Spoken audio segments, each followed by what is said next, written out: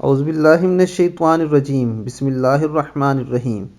السلام علیکم ورحمۃ اللہ وبرکاتہ۔ امور دنیا سے باخبر، امور آخرت سے بے خبر۔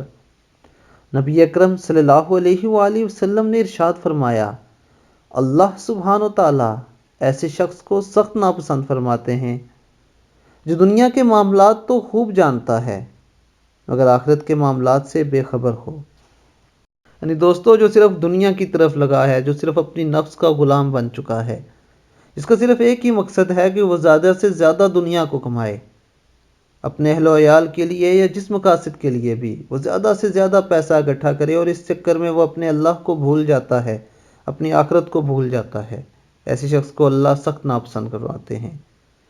ساری چیزوں کو بیلنس کر کے چلنا چاہیے۔